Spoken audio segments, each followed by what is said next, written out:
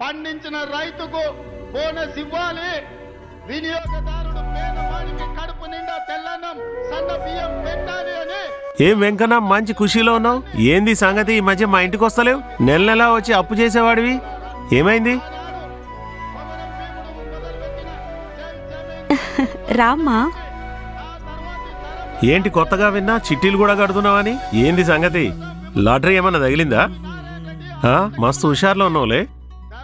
అట్లనే అనుకో ఎల్లయ్యా. ప్రతి నెల గ్యాస్ కోసం, కరెంటు బిల్లు కోసం, ఖర్చుల కోసం నా నెల జీతం సరిపోక మస్తు ఇబ్బంది పడుతుండే. కానీ ఇప్పుడు రేవంత్ అన్న ప్రభుత్వంలో అన్నీ మారినాయి. గదెట్లా? గెట్లయింది? 1200 ఉండే గ్యాస్ బిల్లు సబ్సిడీతో 500కే ఇచ్చిండు.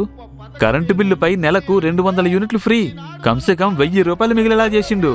మా బిడ్డ కాలేజీకి పోనీకి నెలకి 3000 అవుతుండే. ఫ్రీ బస్ ఇచ్చిండు. ఒకప్పుడు రేషన్ షాపుకి పోయి దొడ్డు బియ్యం తెచ్చుకుంటుంటే చిన్నతనంగా ఉంటుండే.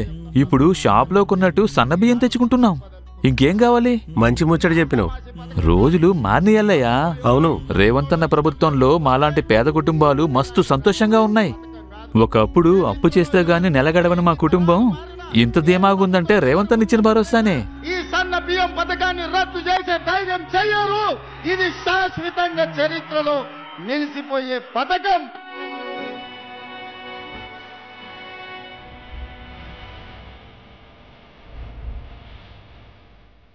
అధికార పార్టీకి ఓటేద్దాం, అభివృద్ధికి బాటేద్దాం. హస్తం గుర్తుకే మన ఓటు.